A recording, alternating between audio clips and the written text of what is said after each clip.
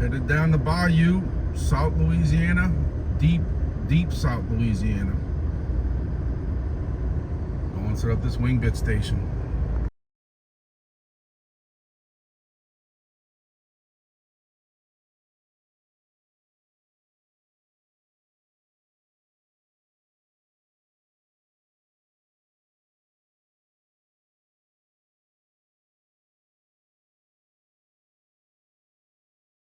This video is brought to you by C4 Crawfish Catering out of Corpus Christi, Texas.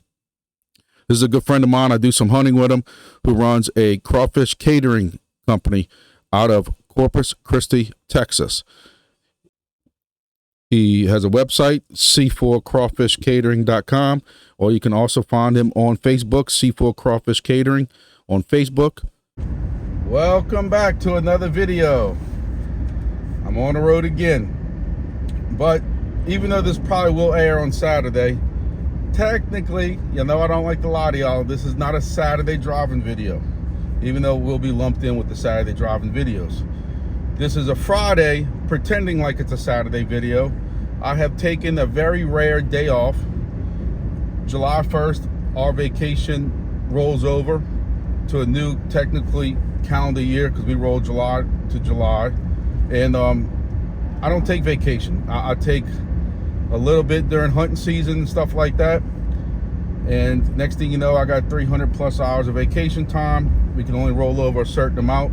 And even though I usually lose some every year, I don't like to lose it. So, you know, we got to set up another Wingbits station. Y'all know I'm very high on that project. So I said, I got to go down to Grand Isle, Louisiana. That's deep South Louisiana. I had to go set up a station, so I said, why not take a Friday off, make a 3-day weekend out of it? I got something going on with my family on tomorrow for Saturday, so I figured I'll take a ride down to Grand Isle, get this station set up. I got a host that's gonna let me set up at his, I call it a fishing lease, but when you see some of these camps down here, they got some $1 million lodges that are down here in Grand Isle, Louisiana. What's cool about it is, he literally, from where you're standing at, you can spit into the Gulf of Mexico. So that is gonna be wide open coverage. Y'all know I joke around. I'm trying to become the Gestapo of the Gulf, as I call it, just to do a catchy catchphrase, you know, or the Godfather of the Gulf. But my goal is to be able to cover nearly every hex between Florida, Texas, Mexico, and Cuba. And I think this is gonna help knock some of that out. I got another station that I'm putting together right now, testing out in my office for Corpus Christi. I got an antenna and a pole for his antenna in Corpus Christi that I had shipped directly to him. So I got that going to him now, and I actually got 2 just in the mail last night, 2 more flight aware SDRs, USBs, whatever, because y'all know we're not using the green ones anymore. So, you know, it took, I ordered that last Friday, and it came in yesterday, so it's Thursday. You know, it took about a week to come in, so not too bad. So yep, so we're headed down here. Still got a lot of damage from Hurricane Ida.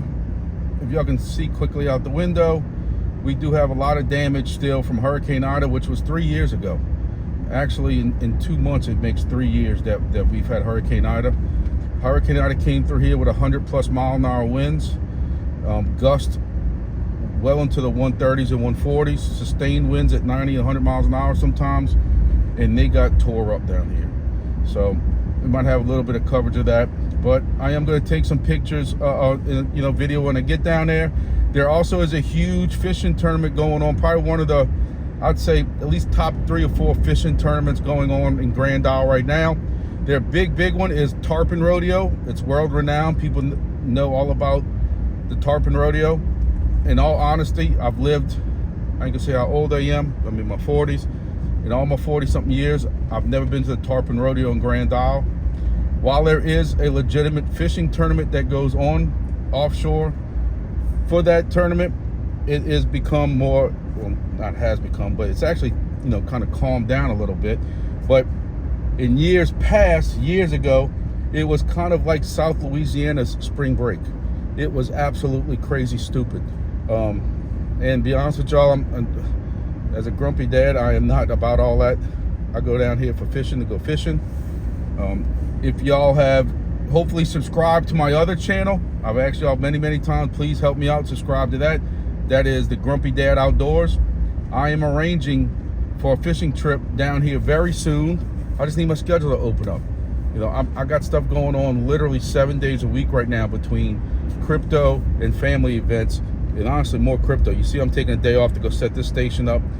Got another station in Gulf Shores that I'm looking to do. I'm gonna have to take a rod out there to set that one up. And it's just, I'm so busy, I can't get this done.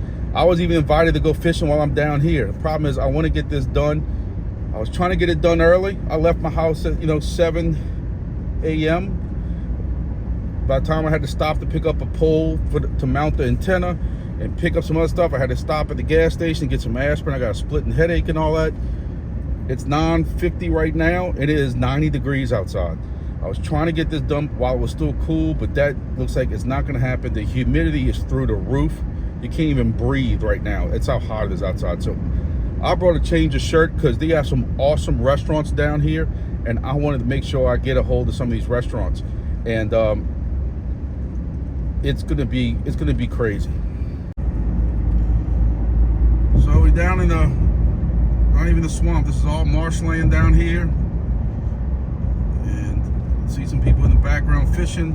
Maybe one day I'll be able to go fishing down here. Like I said, I was invited to go today, but I just got too much stuff going on. But the speckled trout fishing right now is unbelievable.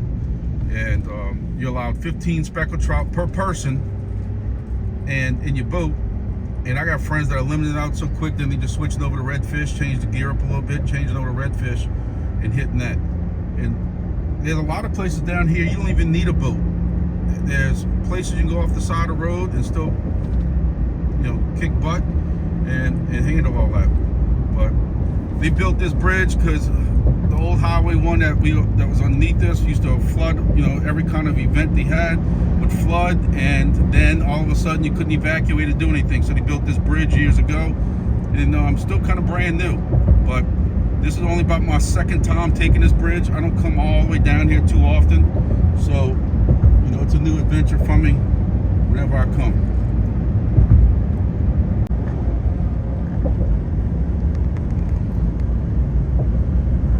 Yeah, a couple of years, hopefully with crypto, I'll be retired, you know, and be able to take my boat out and just go fishing all the time. That'd be the life. I'll fish during the summer and hunt in the winter. I can't hunt when it's cold, when it's hot, and I can't fish when it's cold. Get some spoiled like that. So moving on, back to what the video is about. So for those who caught my live last night, I try to do a live every Thursday. You know, I got 6 to 8 people, 10 people that join it. I know there's a lot of people who catch up to that live after. You know, the most I think I've ever had at one time is maybe 12 or 15 people watch the live.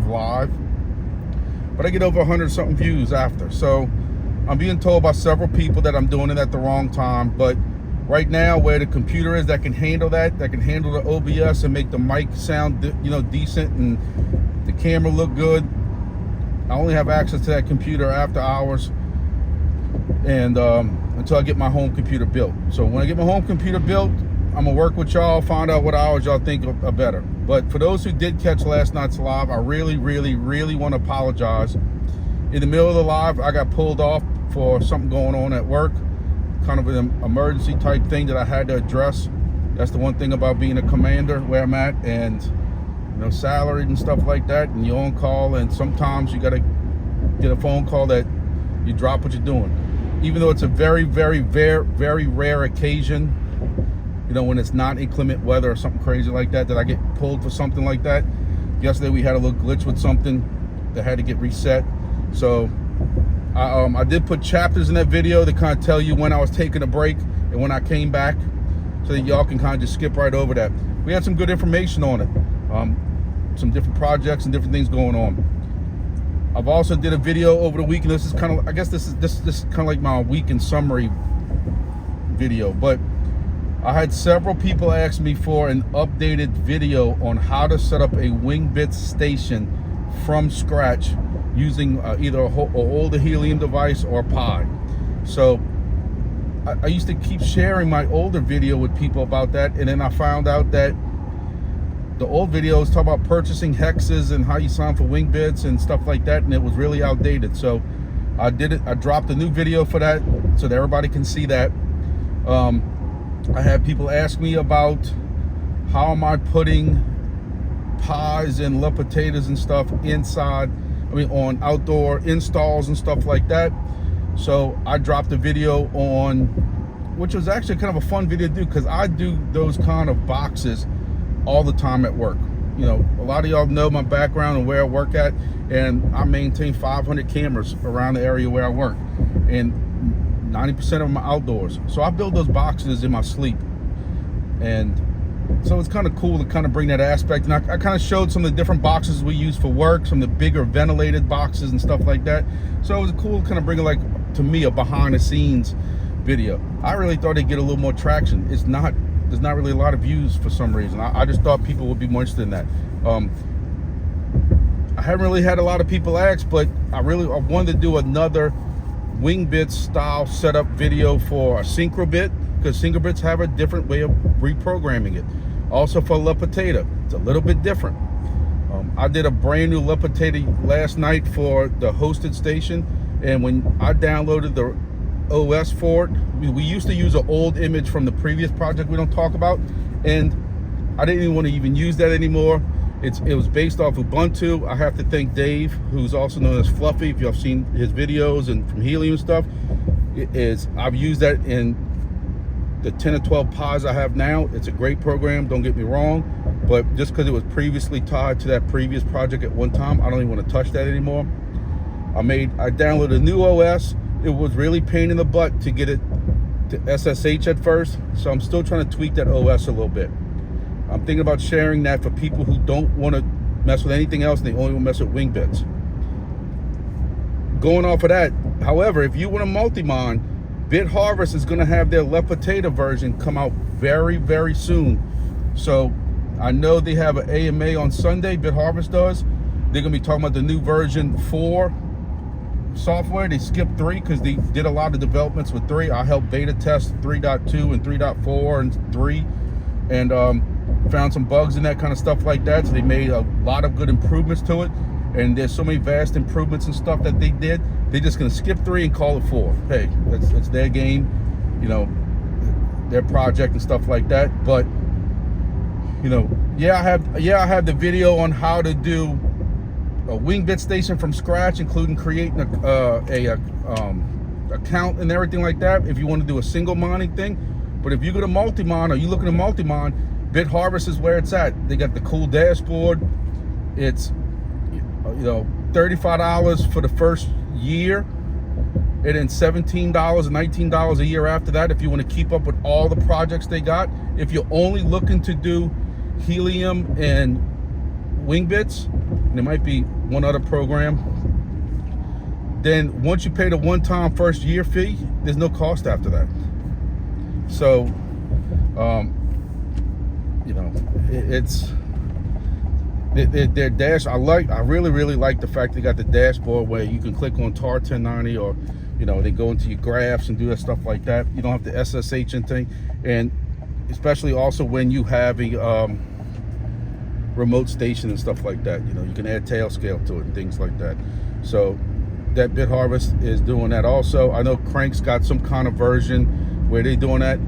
You know, I'm in the Crank Discord. I kind of lurk around just to kind of keep up and see what they're doing in case y'all ask me questions. I'm still kind of confused on all that and what they're doing with that.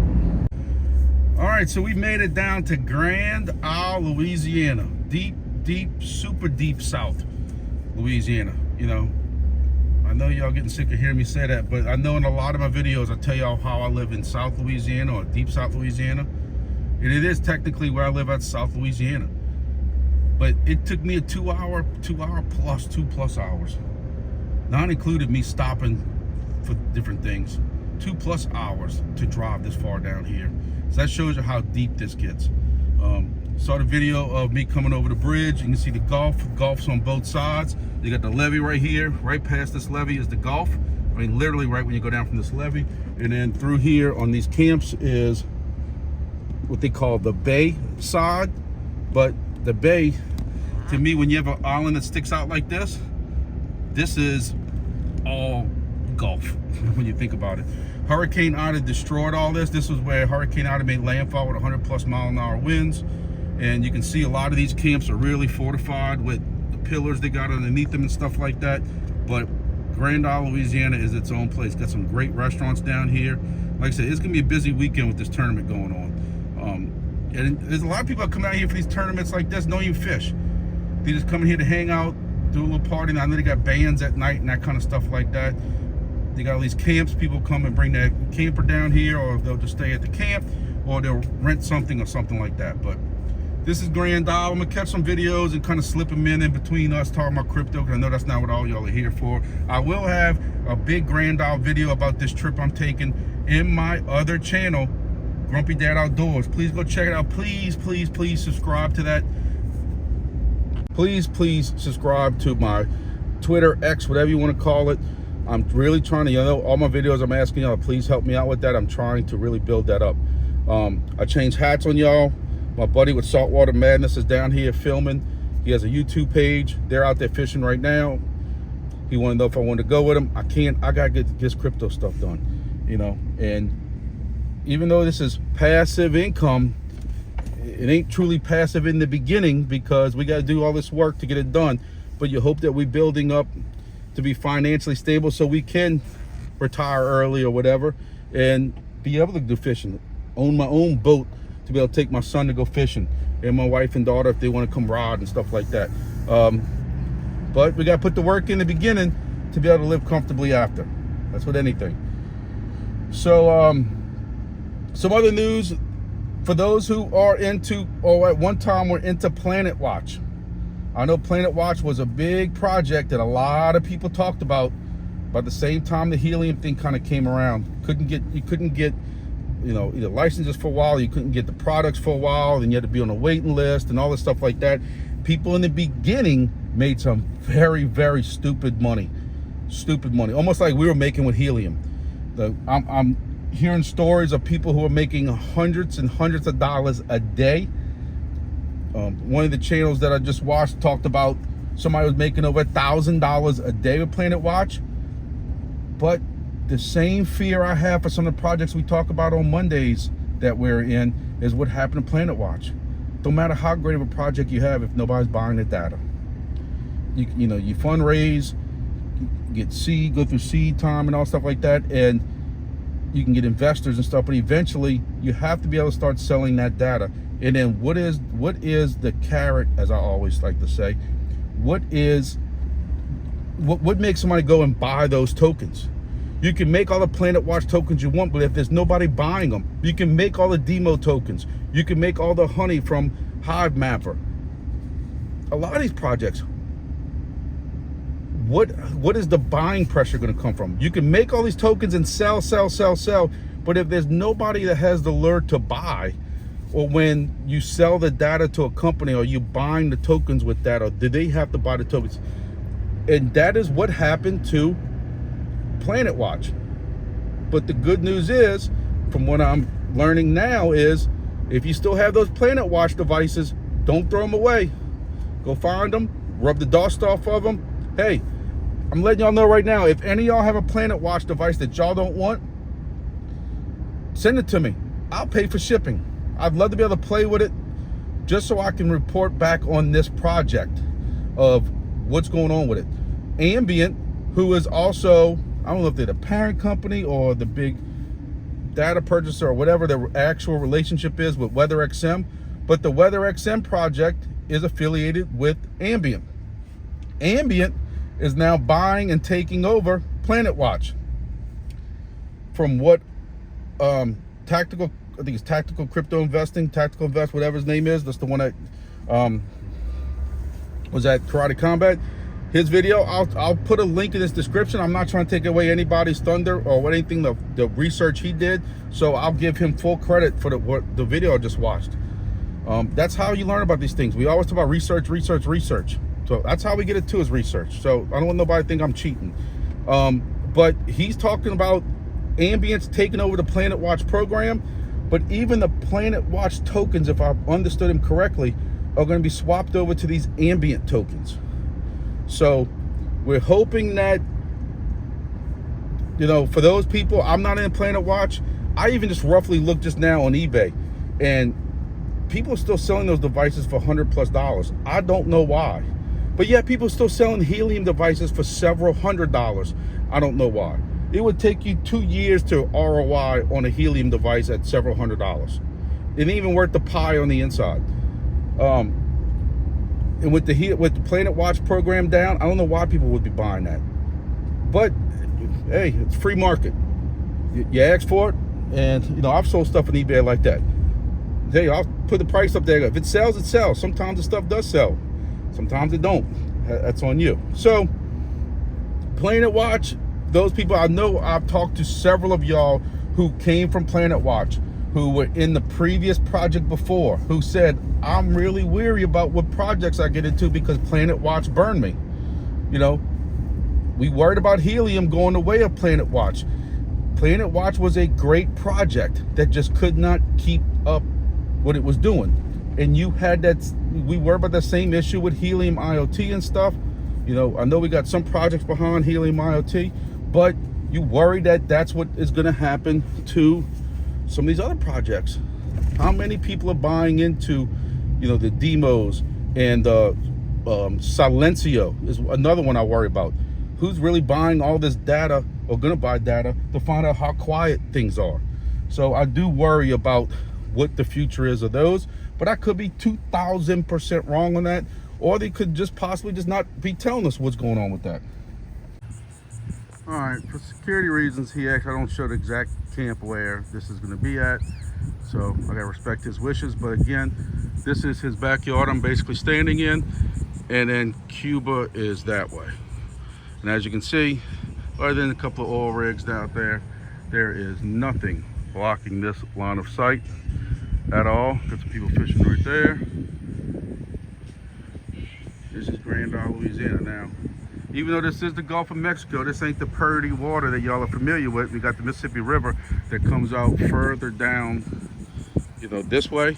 If you look at the map, if I can remember, I'll even impose a map to kind of show y'all where this is.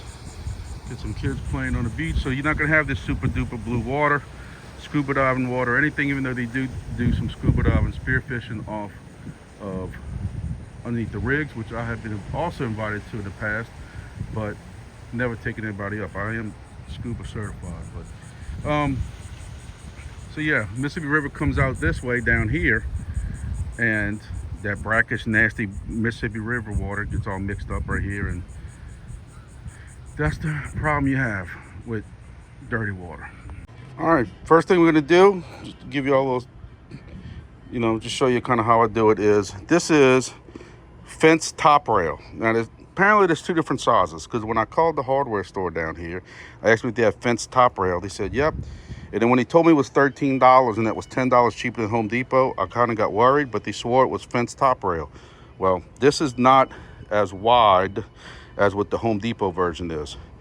But you can also use, in case, you know, I wasn't that worried, because I knew they also sold, you know, a kind of EMT conduit. Again, these antennas are very, very light. They're just fiberglass with a piece of wire basically in the middle. So there's no wind load really to these. So what I'm gonna do now is, I have my U-bolts and all that stuff here, is I'm gonna go ahead and mount this up here, and then I'll go from there. I think she's straight.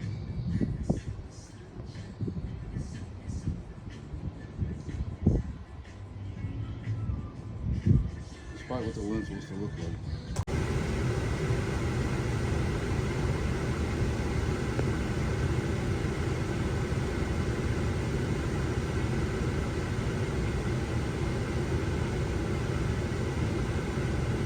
All right, so it's about noon and we're done. Almost noon, 11:36. Still 90 degrees, so we didn't boil away too much, but I think I'm getting hurt by curvature of the earth more than anything. I'm getting some, 262 miles, and I'm getting more planes. And of course, as I start filming this, they start going away. But I was getting planes down here in this 250 range, past this out, and which is further than what I was even getting with my 400-foot tower, my buddy's tower that I'm on. So this is adding coverage to the very south of my range, which is what I was hoping for. The thing I'm playing with is when I'm at a 49.6 gain, I'm at about a 1% strong signal, negative 27 noise, which is very good, and about a 12 signal. The next step up, of course, is 55, and then that percentage of strong messages goes crazy up. But there's no airports around here, nothing to worry about having planes very, very close. So I am curious to see, how that does. And I'm watching my planes, my aircraft kind of go down, where when at first the default gain was about 55 or negative 10, was that 58, 59? I don't know. But I find that, I have more planes. So I'm kind of going to play with these numbers a little bit and see how this goes. All right, so as I'm recording this the next day, or doing the producing of it, I wanted to cut in right here and just kind of give a little update on this. So Mr. Impatient as me, watched it for 5 minutes, panicked that I screwed up and, it's over with. So yesterday evening, sitting around watching this, I realized I am getting consistently high 300s, low 400s. Now, still to my surprise, it's not due south like I showed y'all in the direction of where that is, where the antenna is in relation to where the Gulf of Mexico is. But as I pointed out in that video where the Mississippi River is, that's the direction of this right here. And I'm getting 444 miles, 407 miles, 380 miles. And it's not just this photo either. Here's another photo I took later, 402 miles, 340 miles. So this station is performing relatively well. It can be greatly reduced. But again, I'm not panicking now until during the week when there's a lot of planes going through there. I want to see what my total aircraft are. I want to see what my hexes are. So one thing, and this is only a couple of hours, but this did update. And one thing that gave me a little hope is before you could see that I was covering where the words Mexico are. I was only covering these 4 right here, and that was it. And also right here, you had this kind of bay open and stuff like that. Gulf of Mexico is empty down here. And then when you come down here now, or when you come on to my Wingbits hex, I have now added another one down here. And if my screen wasn't as zoomed in, I'm getting 100%, 215 wing. All right, so how's this? So you can see where I am now adding, I got a number 1 rank. I got 100%. I got this one right here too, 97.8%. So I'm sharing 0.3% with somebody else. I don't care. But these have all been added. So, and what the words Mexico is, I'm now added this one. This one, I'm looking at the other one as I compare. And this is also a new one also, which I'm only getting 0.02. So I have added from one station several hundred wings. Now another one, and I don't know if it's anything related to it or not, I am also picking up a little bit of this one over here. I've added a little bit of this one over here, but I have added, see, I got this whole line right here. I was only getting 3. One up here where Georgia is, 1, 2, 3. And now I'm getting here. So my point is I have added a decent amount of coverage. Another thing is these right here were not dark purple. They are dark purple now. So, how much of a success do you want to call this station? hey, it's added 600, if not more, wings to my account. Just from the little while it ran yesterday, it was 1,160 wings, and that was only running half the day yesterday. Another thing I'm trying to find out is, it is 12 noon right now. I just tried to pull up the station live, but my Wi-Fi is down again, and that is going to be an issue for me. One thing I read online, somebody else was talking about the same exact thing with a Wi-Fi issue at their house, was that, and listen, don't take this as gospel because I don't know if this is true or not. I'm trying to find out if this is true. But as long as your device is online and working properly, online as in powered up, your Pi is powered up, it's got an SDR on it, and the antenna's working, and this is all functioning correctly, it is caching that information, and as soon as your Wi-Fi connection comes back stable, it is pushing that out. If that is the case, I am going to sleep way much better because I know my device is still operational. Just that my MiFi, my AT&T MiFi is overheating because it is 100 degrees down there today. So my station's down, but what I did find yesterday, even though I was panicking, is yesterday evening when it came up and I got these measurements of these pictures of what I just showed you, when I got the graphs to come back up, the graphs was never broken. The graphs had been up since 10 a.m. when I set this station up, and there was no break in data at all. So if that's the case, I'm going to find out from the admins. Do not quote me on this again, but I'm going to find out if that's the case. How long does this cache for? Is it just as long as your memory is? Hey, if that's the case, we might have to start putting bigger SD cards. This is a slippery slope that we're going into that I'm discovering, and I don't know. I'm going to say this again. Please don't watch this video and start taking it as the Bible truth, because I've seen people do that on Discord, that Grumpy said this. Grumpy is saying that I don't know. This is something I recently discovered in the last 24 hours that I'm digging into. But they might not want to say that because they don't want people to have a connection that's on and off, on and off. They need stuff that's live. Or if we start talking a lot about this, they might change that. Fish. Big old messes. Good sauce. All right, so we're leaving the boat slips. And I'm going to tell you, they got some people down here for this Swollfest. I'll show y'all, a link to it or image of it when I'm producing this video later, so y'all can kind of see what I'm talking about. It ain't a bunch of steroid guys playing, fishing or anything like that, but they got some nice sites out here. Of course, I'm talking about the boats that I couldn't afford no matter what price, probably what price Bitcoin is. But they definitely got some things going on, that's for sure. Boys hit the fish this morning. They went out actually in 2 boats, and first boat came back. One of the guys had to go in before noon, and you see what they caught. They cleaned up on speckled trout. So you got some other people coming back right now. Another boat over there. Got the restaurant going on. They're going to eat some burgers up there. I'm going to cruise around. I want to go to the other side of the island to see what's going on over there. But they got all these camps, fishing camps back here.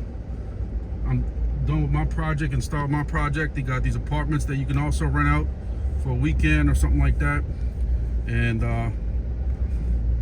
it's definitely crazy right now down here. So we're gonna go take a ride to the other side of the island. That's where the Swollfest stuff's going on. I also have somebody else who has a tower behind the building who is interested in helping me out if I want to put any kind of ham repeater down here. They have a lot of communications issues even right now. Cell phone service is horrible. So we're gonna go take a ride, scope that out, just check out some of the sites, and we'll see what that all looks like. They got trucks and boats stacked up back here like crazy. They got some people out here. So this is the other side. This is the Grand Isle Marina. Some bait boats. And they got some trucks and cars. And like you said, a lot of these trucks and cars don't even have boat trailers. Either they jumped in with somebody or they just down here to have fun. And you got Swollfest. And I gotta give my boys a shout out from Slidell, where I grew up and went to high school at.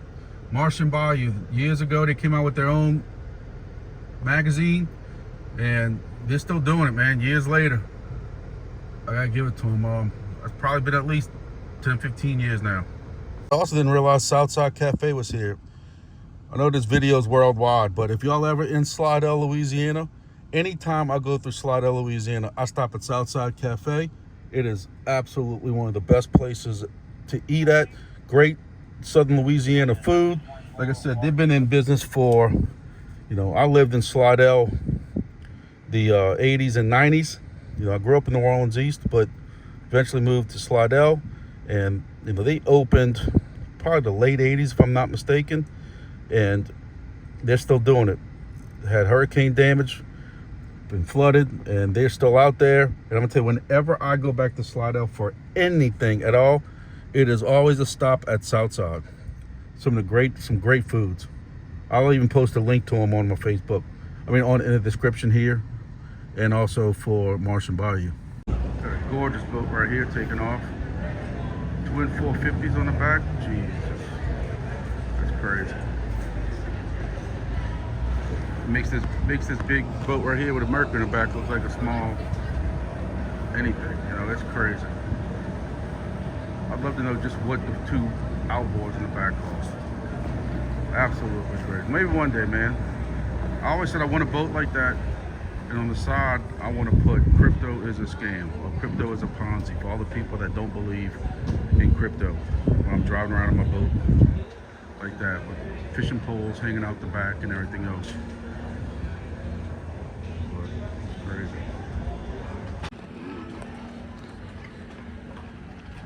Tell you what, I know I said it earlier, but nothing like being on the water. I wish I was out there fishing. With the breeze coming off, even though it's noon, even though it's supposed to be 90 degrees plus with the heat index and all that, it really don't feel that bad out here. I'm sure sitting in the sun will do a number on you, but it really isn't that bad. You can see there's a lot of boats still out fishing and everything like that. And fish cleaning station is all wet, so that means that they're bringing them in, cleaning and everything else. So definitely got it going on.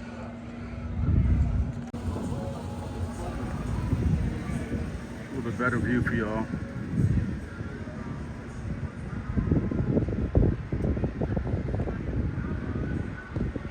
Shows you how far this goes out. Thank you. I need to. All I thought is something small.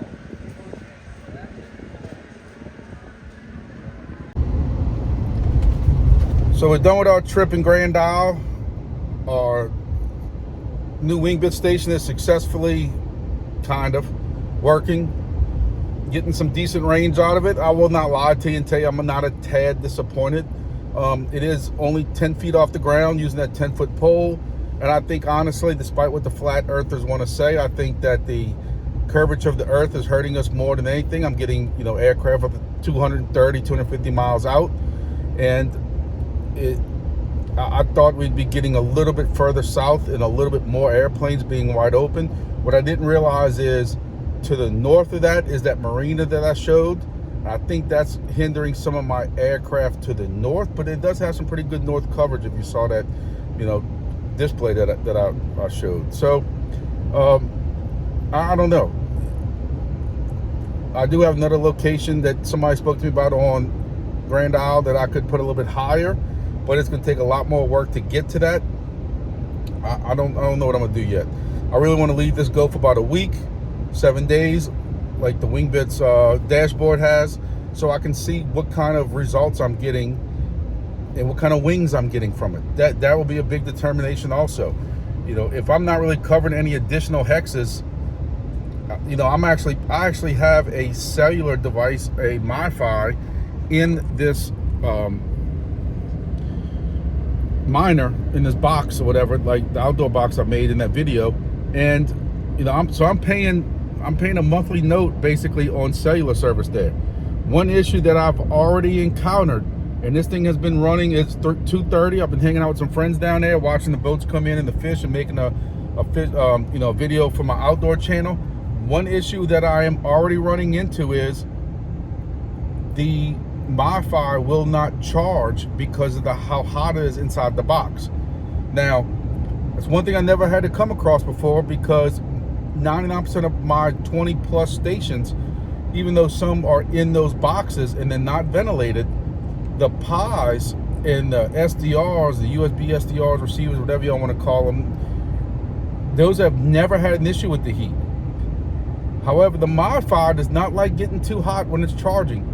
So, you know, it's got a USB hub in there, powered USB hub. That's what I have the SDR plugged into, so that it's not pulling the power off the pod. But when it gets warm, that modifier quits charging. You know, we're 94 degrees right now for the heat index. And even though that I have this mounted underneath the little canopy where it's shaded the entire time, and boxes still get hot. And when I checked it before I left, the modifier wasn't charging anymore because it said too hot. Now, it doesn't shut the modifier down. It just says charging stopped for, you know, overheating. So now you have to play this game, is whether or not it's going to charge enough overnight in the cooling hours to get up to, you know, 100% or whatever that charging capacity is going to be overnight. And then will it have enough during the middle of the day when it gets too hot? Is it going to have enough to charge or to keep going, so to say, in between charges? So we'll see. It's going to be an interesting couple of days. I'm going to be on the edge of my seat. I would not be lying to y'all. It took a lot of effort, a lot of negotiating to get this down here on the island. And I was really hoping for a lot more aircraft. But it goes to show you, you can plan these things out. I try to tell people this all the time. It doesn't matter what all the numbers say and what, you know, the computer models say and what game you use and everything like that, what the landscape looks like. You never know until you try. One positive thing about being on this island is there is hardly any noise. I'm not seeing noise like I'm seeing a lot of other stations. So that is a positive thing also. So again, I'm not going to hyperventilate just yet. I'm going to let it run for a couple of days. Now, today's Friday, so you're going to have less aircraft this evening. Right now, you had less aircraft tomorrow and Sunday. So next week will be the real, you know, opportunity to see what this thing's going to do and to see how long it runs for, if that modifier loses power or not. So it's always interesting. Nothing can go as planned. I tried telling you that if y'all watched my previous video. On a positive, if there is a positive, I did not forget anything at the house or the office. I was very proud of myself. I told y'all how I really wanted to start doing some type of checklist, because I get out here sometimes and, you know, go to Baton Rouge and then you realize you forgot something. Then you got to go to Home Depot or, you know, Best Buy for a wire or just something that you forgot. And that's, at least this time, I didn't forget anything. I had everything I needed. I even had little adapters I needed for the feed line and stuff. I brought 3 or 4 different lengths of feed line that worked perfectly. It is a little long and thin for what I like. It's a 10-foot piece of 240, but it has the SMA plug on one side, the N plug on the other side. So 10 feet is probably the max I would ever use. I'm sure there's a little bit of loss on that, but it's nothing crazy. I did have a longer piece of LMR 400, but I didn't want to use that because that one was almost double the length, and I just think you can end up with the same loss because you're gonna have double the length of, even though it's a thicker cable. So I don't think that's really hurting me that bad. I did up the gain some. I got it running at 55 right now, and that is strong messages were at about 7% when I left. I normally don't like anything at 5, but the problem is that when I dropped it down to 49.6, I was down to like a 0.7% strong messages, and I just thought that was awfully low, and it knocked some aircraft off of there. And just for the potential of that station, I just think pushing at 7. But what I'm gonna do is, you know, I'm not planning on pulling this thing unless for some reason it doesn't work at all.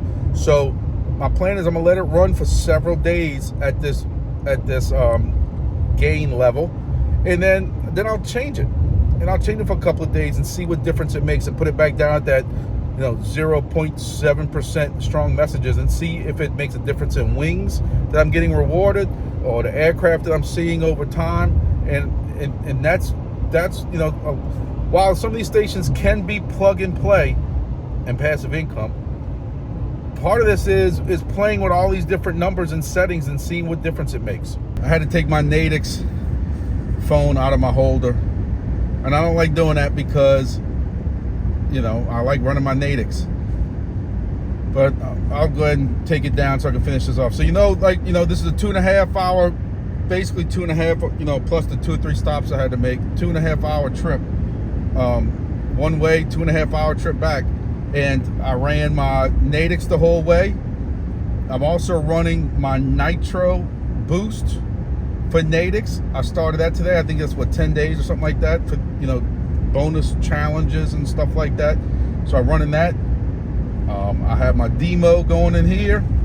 I have my sword chain going in here.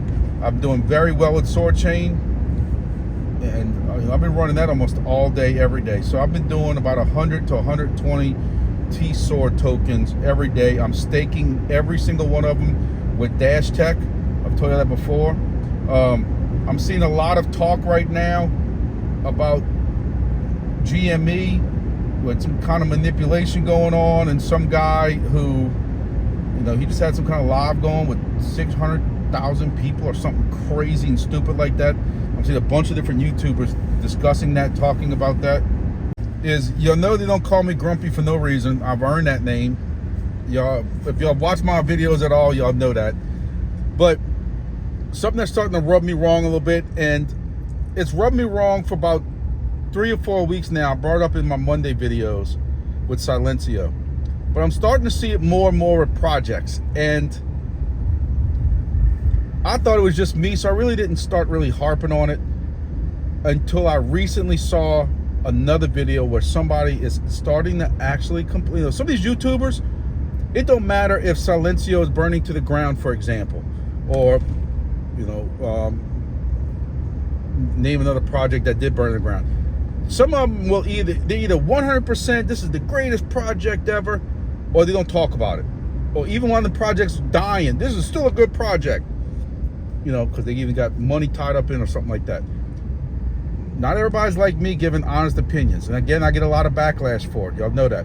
But what I'm getting at, I'm getting way sidetracked here, but what I'm getting at is I saw another video where somebody's complaining about the same thing, is these partnerships, these collaborations. Silencio has, and look, y'all know I love Silencio. I ran Silencio when I was down in Grand Isle. New hexes, there's no hexes taken up in Grand Isle, or even at the gas stations I stopped at, or the hardware store where I bought the pole at for that antenna. Silencio has not come to deep South Louisiana at all. So anytime I stopped my vehicle, I ran Silencio. It's funny that I am so dedicated to that project, and yet I have zero faith in it. You have not heard anything about their tokenomics or anything coming out for months, but yet they're always releasing about some new collaboration or partnership. And it started to rub me the wrong way, because all it is store discounts. Now I see NATIX. NATIX is doing the same thing. I looked earlier, and then you see Sword Chain. You see some of these other ones starting to do this, where they have a store set up where you can buy cross-branded products or something, and you get a discount. And I'm like, is that where we've come to now, where you're gonna sit here and try to make positive noise for yourself in news by stating you have these collaborations or these partnerships with our projects? And I think one of those things are, you started seeing some more and more videos when people were talking about, like, how do you know if a project's going to be good or not, stuff like that. And you had a very big YouTuber who kept saying, look for the collabs, look for the partnerships and stuff like that. If they're partnering with other companies, that means they, more legit and stuff like that. Well, usually that means those projects, the actual projects, are working together, what those projects are about. Giving each other discounts in their store is not a freaking partnership. Let's be honest. I guess if somebody wants to be really anal about it and really meticulous about it, you're right. There had to be some type of little partnership. You know, I give discounts. I have a discount code for Sword Chain. That doesn't mean that Grumpy Chain and Sword Chain have a partnership. But I guess if you really, really want to be anal about it and you really want to be meticulous about it or particular about it, I guess technically them allow me to have a code is a partnership by definition. But it's not, because y'all know what that would mean. Normally it's the project, the blockchain itself, whatever that project is, and the other project working together. And you're not seeing that. That's not what it is. It's a stored discount. So is that creating false hope? Is that just keeping news alive when there's nothing going on? Hey, I understand it. Some of these projects take months and months. They're on testnet for months and months and months. You don't want to come out too soon, like we talked about Planetwatch earlier, where there's nobody buying the data, nobody, you know, purchasing stuff, you know, the part of the project. But sometimes things get stale and you don't want to rush the project to mainnet. I understand that. So, but I just feel like this kind of news is just, you get all excited, you see something on Twitter, you see something in the announcement Discord, so-and-so's got a new partnership with so-and-so, and you're like, man, that should be good. And then you look and you click on the link and it's, now you can get their product at our store for a super duper discount. And you're like, that's it? Okay. So let me know what y'all think also. Is some of these partnerships getting a little carried away that they're not really the project partnering, but whatever. But I ranted on long enough, even though I got another hour and a half left. Hey, I'm building up my TSOR coins and my NATIX coins and stuff like that on my drive home, and maybe listen to some more YouTube videos or something like that, see what's going on. But we'll see. You know, we're getting ramped up. I'm really trying to get into some more passive income projects, so I don't have to sit there and talk about the same ones over and over with y'all. Wingbits, I'm gonna say it again 1,000 times. I'm very, very high on what those guys are doing. Supposedly next month, July, is when they said that they would be letting us know about customer coming online that's supposed to be purchasing their data, which I think is huge, and it's a slap in the face to all the people with the other certain projects that said nobody would buy those free programs. While we're talking about free programs, one thing I am looking into is I have a host who has a business, and even though it's his building, you know, sometimes these hosts make, you know, I don't call them negotiations, but requests that you cringe about. But hey, if you really, really like that location, then sometimes you have to do what they want to do.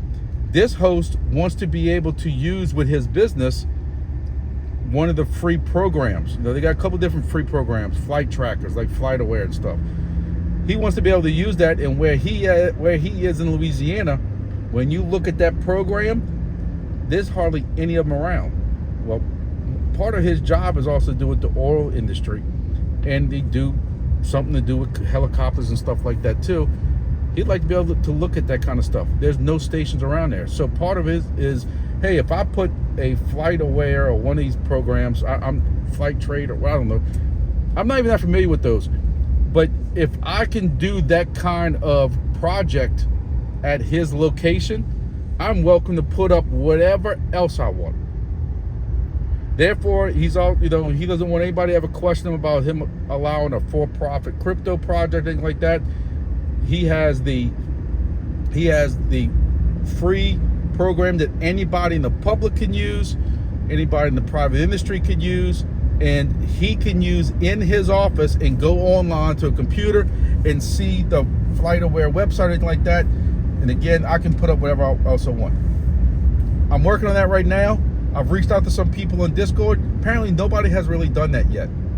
I know with some of these programs, you have to download their whole firmware on a SD card, upload it. I don't know if you still have SSH access.